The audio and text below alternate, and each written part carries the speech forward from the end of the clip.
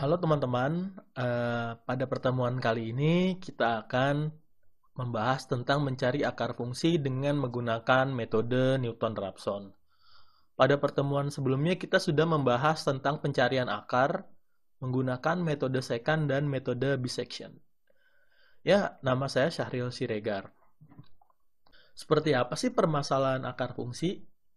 Ya, seperti yang sudah kita pelajari di minggu lalu ya. Jadi permasalahan akar fungsi adalah kita ingin mencari nilai X ketika si fungsi F sama dengan 0. Atau si titik di mana si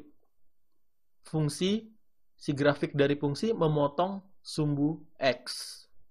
Lantas apa sih metode Newton-Raphson? Mungkin untuk bisa dapat gambaran ya, kita harus mengingat dulu yang namanya turunan atau diferensial. Nah, turunan dari suatu kurva, misalnya kita punya kurva seperti yang gambar garis biru ini. Nah, di titik X1, Y1 ini, saya ingin mencari berapa sih gradien di sini. Nah, sehingga turunan dari fx, yaitu f aksen X1, itu adalah gradien, yaitu Y2. Nah, di sini dikurangin Y1 dibagi dengan X2 dikurangin X1. Nah, tapi karena kita ingin si garis itu memotong sumbu X, maka si Y2-nya itu sama dengan 0.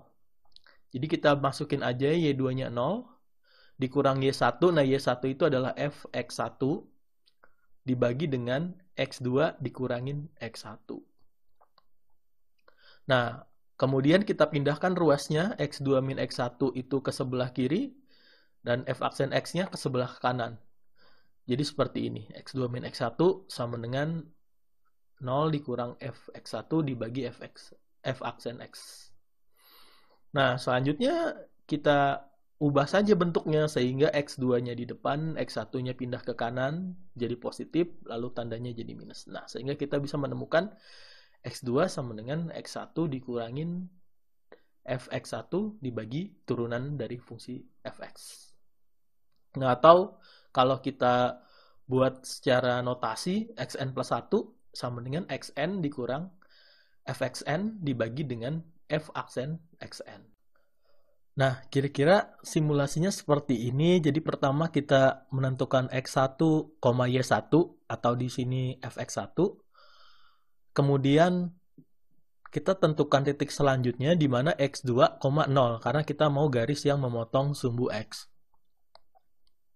Nah, selanjutnya kita gunakan si X2 yang tadi sudah kita dapatkan dengan Y2 atau fx-Y2 untuk menentukan X3. Nah, di sini X3, 0. Dan seterusnya lalu X3, Y3 atau X3, fx3 dan X4, 0 untuk menentukan X4. Nah, kita lakukan hal tersebut secara berulang-ulang sampai kita mendapatkan nilai X di mana fx sama dengan 0 atau angka yang sangat kecil sekali. Ya, bagaimana dengan algoritmanya? So, pertama kita mulai dengan menentukan X awal yaitu ya dan X1 dan toleransinya. Oke. Nah, kemudian X2 itu bisa kita hitung dengan Xn plus 1 sama dengan Xn dikurangin Fxn dibagi dengan turunannya. Nah, kemudian kita hitung apakah absolut dari Fxn plus 1 itu jauh lebih kecil atau lebih kecil dari toleransi. Jika iya, maka akarnya itu udah ketemu Xn plus 1. Jika belum, maka kita bikin maju aja. Jadi si Xn plus 1 hasil perhitungan kita, ya kita majukan jadi Xn sama dengan Xn plus 1. Lalu kita lakukan ini secara terus-menerus sampai memenuhi si stopping kriteria ini. Ya, sekarang kita coba tentang implementasi code-nya ya.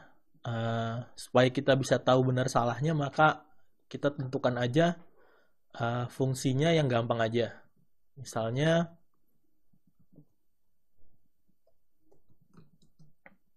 x kuadrat minus x minus 12. Jadi ini kalau kita buka, dia adalah X min 4, X plus 3. Ya, kalau dibuka.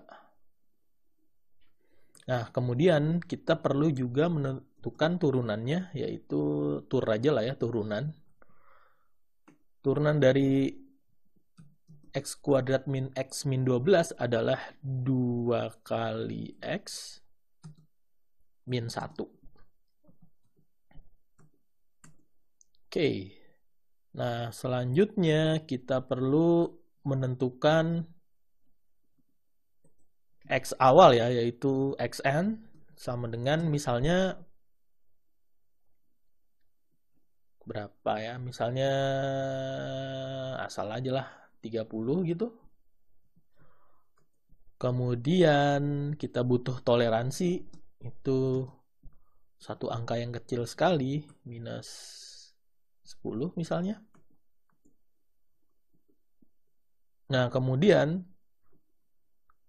karena perhitungannya dalam looping, maka kita perlu juga maksimum iterasi ya. In range max iter.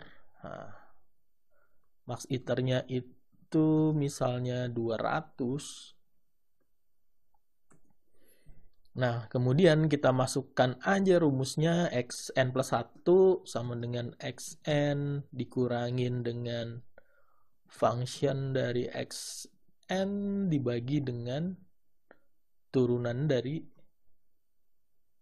xn gitu.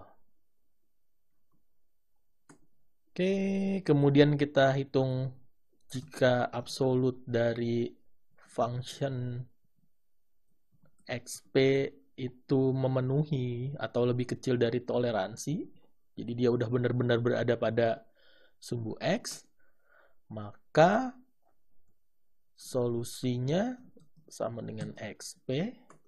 Perhitungannya kita berhenti, break, ya kan? Tapi sebelum itu kita juga mau tahu kan solusinya, jadi print aja, print solusi sama dengan solusi.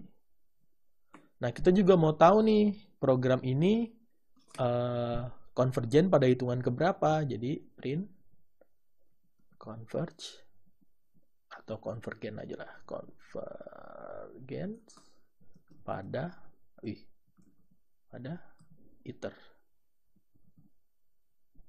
Oke, break. Nah, selain itu tinggal maju aja, jadi xn sama dengan xp.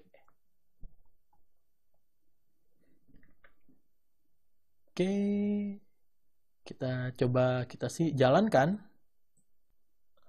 Ya, solusinya itu 4 ya, 4, sekian ya. Tapi kita coba aja, misalnya ke sini 4 kuadrat itu 16 dikurang 4 itu 12, 12 dikurang 12 hasilnya 0. Jadi 4 itu memenuhi solusi dari persamaan ini. Oke, dan dia konvergen pada iterasi ke-6. Ya, demikian pertemuan kita kali ini, semoga bermanfaat.